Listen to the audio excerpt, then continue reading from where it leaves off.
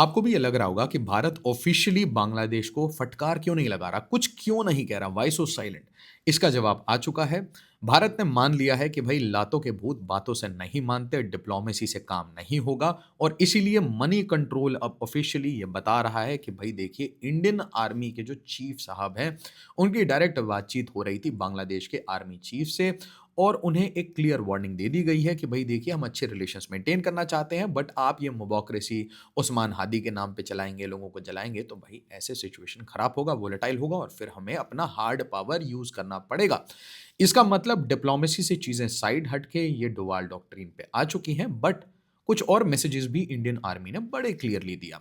सबसे पहले सिलीगुड़ी कॉरिडोर, और सिलीगुड़ी कॉरिडोर के पास 3 मिलिट्री गैरिसन सेटअप कर दिए, जिससे कि बांग्लादेश में ऑलरेडी पैनिक था कि भाई हम तो लाल मुनीर हाट की बात कर रहे थे, ये 3 गैरिसन रेडी करके बैठ गए हैं। इसका मतलब भारत एक अटैकिंग पोजीशन में, डिफेंसिव से आप ऑफेंसिव पोजीशन पे आ चुके हैं। और पहला था ये धुबरी असम में, दूसरा था किशनगंज बिहार में और तीसरा था north part of West Bengal में चोपड़ा।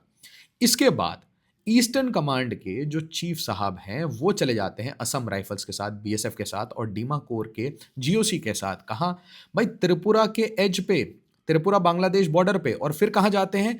मिजोरम बांग्लादेश बॉर्डर पे। और फिर न्यूज आती है कि अब इंडियन आर्मी की दीमापुर कोर वो एक गैरिसन बनाएगी, एक बड़ा बेस बनाएगी। कहां पे? मिजोरम बांग्लादेश बॉर्डर पे। तो यहां पे भी मैसेज बिल्कुल क्लियर था कि भाई ये जो 20 किलोमीटर वाला गेम है ना, फेनी रिवर वाला, उसके ऊपर भी हमने काम शुरू कर दिया है। तो अब बांग्लादेश के लिए चीजें बहुत क्लियर हैं, बदतमीजी मत करिए, ये सिलीगुड़ी कॉरिडोर के ऊपर स्टेटमेंट्स मत दीजिए, सिलीगुड़ी कॉरिडोर के पास ये लाल मुनीर हाट एटसेट्रा मत करिए, एंड मोस्ट इंपॉर्टेंटली ये त्रिपुरा मिजोरम के पास जो चिटागोंग में गेम कर रहे हैं पाकिस्तान को और गोरों को बुला के, इसे भी बंद करिए, वरना अब हार्ड पावर ऑफ भारत आपको तोड़ेगा और फिर बचाने के लिए कोई नहीं आएगा।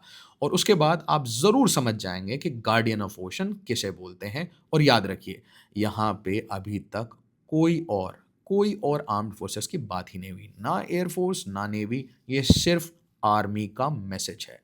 इसे ज्यादा से ज्यादा शेयर करिएगा और आप बताइएगा आपको हार्ड पावर पसंद है या डिप्लोमेसी। धन्यवाद।